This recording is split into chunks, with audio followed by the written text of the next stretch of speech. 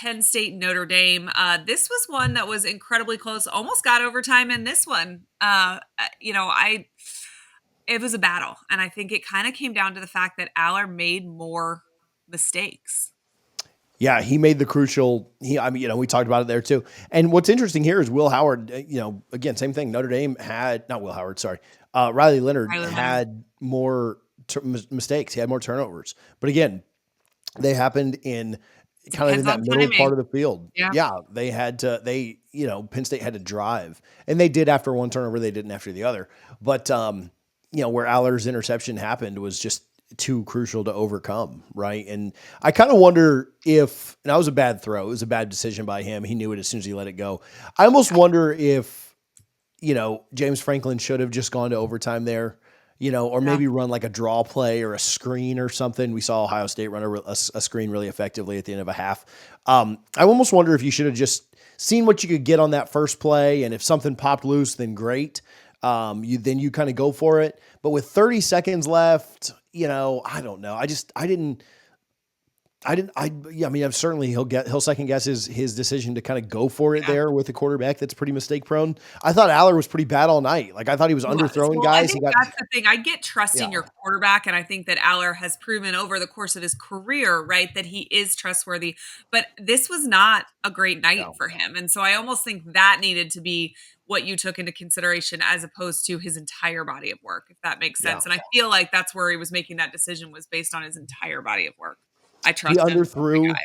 He underthrew like 3 touchdowns. Now, all 3 of them got bailed out on defensive pass interferences, which I thought 2 were and 1 really wasn't because of how bad it was underthrown and intercepted. But he wasn't very good on the night. And so if you needed him to push the ball down the field, like I just didn't think that was going to happen. I mean, maybe it works out, but man, you'd avoided that mistake all night. Like just get to overtime. You were the kind of the team that was, people didn't think you were going to win. People liked Notre Dame more, whatever. I don't know. Just get to overtime and do it there. So, yeah, I didn't love the decision there. But, yeah, he made the big mistake, and we said that would be the difference in the game, and it was. Yeah. Let's talk about the second half adjustments of both coaching staffs, because obviously 3 points in the first half, 24 points in the second half. Penn State, I think they went, what'd you put in our notes? 10 for 14 in the second half. Yeah. So, I mean, obviously some adjustments were made. Yeah. So, like you said, Notre Dame scored just the 3 points in the first half. Penn State, the 10 for 14. They scored 10 in one half and 14 in the other. So they didn't really, they scored 2 times each time. Notre Dame obviously put up 24 points in the second half. Which was huge, right? That was the difference of the game. They're not in the game if not for adjusting the way that they did some things. And that kind of leads into the other thing. Like the biggest part of that to me was that Notre Dame just settled in. They looked terrible in the first half. They didn't look comfortable. It looked like the lights were too bright. I don't know what, cliche you want to use, but when their quarterback went out, when Riley Leonard went out and Angeli had to come in, Angeli, I'm sorry, I've been corrected on how to say this, but when Angeli had to come in, it almost just was like, all right, we ain't got nothing to lose now. Like we're going to have to go for it. We're not going to be able to kind of sit on our butts and kind of hope our way to a win. Like we just got to go for it. And it almost felt like him coming in and them getting on a little bit of a roll at the first half. And I'll tell you, I think that field goal was so huge just to make it 10-3. Like just to say, okay, we can score. We get the ball first coming out of the second half. If this guy can move the ball, then when Leonard comes back, we'll be fine. We'll be in good shape. I thought it almost like let the team just exhale a little bit. And from there, I thought they were in really good shape. And so that's why I thought that play was, or just that having the backup come in, playing for a few minutes, getting that field goal was really, really big. Let's talk a little bit about some of the storylines surrounding this game. We've seen some articles come out after the fact, and I guess it was somewhat alluded to before the game that James Franklin was just kind of rubbing Notre Dame's entire coaching staff the wrong way, kind of ribbing Notre Dame about not playing in a conference and, playing, I guess, a little bit of a big brother role that he personally took on. Do you think that any of that played any kind of role in this, or this is just, another cool storyline? I tend to think that if you need extra motivation for games like this, then what are you doing here anyway? Yeah. Like it's typically just like general thought. I'm not saying that doesn't happen. But I do, I do think the motivation factor of things does play in. I mean, like Michael Yeah. Jordan used to like fake hype himself up, right? Like if you watch the Yeah. documentary, he would just walk by somebody and be like, I thought they were looking at me wrong. He'd go off for like 40 points on them. So Yeah. I don't know. I do think that it's a little overhyped at times, like by people that are like talking heads in the You media see and stuff like Freeman's that. face in some of the press conference stuff that's Yeah, been what are you making its doing? way around the Okay, so internet, and it's the thing that I maybe think it cover is your mostly face. is just dumb. Like, why are you talking about Notre Dame should be in a? First of all, like this idea that like, oh yeah, Notre Dame needs to be in a conference because that way everybody plays for a conference championship. Well, everybody didn't play for it. Tennessee didn't play Oh, for a right. conference championship. Indiana didn't play for a conference. Ohio State, our national champion, didn't play for a conference Well, championship. and So, it like, I whether get they had Ohio the State opportunity. or Texas had won, Yeah, neither one of them would have won their I, conference championship. I get those other teams had an opportunity to play in a conference championship, but like, I No, don't Notre know. Dame collecting the whole 20 million if they win actually seems like the brilliant plan here Yeah. versus, I don't think Notre you Dame's know, hyped to join in any kind of a conference not right after now. this. They're already they make $50 million a year from and the only reason to join a conference would be for TV money. They make $50 million a year from NBC, and then they make another $17 million a year from the ACC. They're partial buy-in there, Right.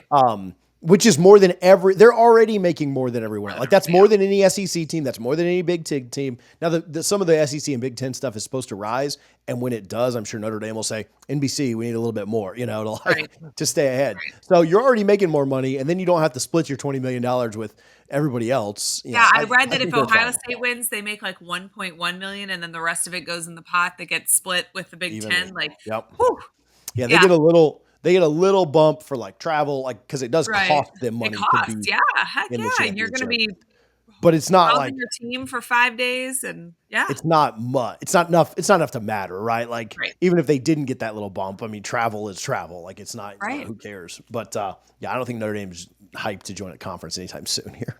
No, but I did think that was interesting, and I really have a lot of respect for Marcus Freeman. I think that he's done an incredible job. I think it's so interesting that just 3 years ago, Brian Kelly told us that he was going to LSU because he needed to be at a place where he had the opportunity to compete for a national title, and here we are, 3 years later, and Notre Dame is in it. So was it the wrong school or was it the wrong coach? Good Um, question.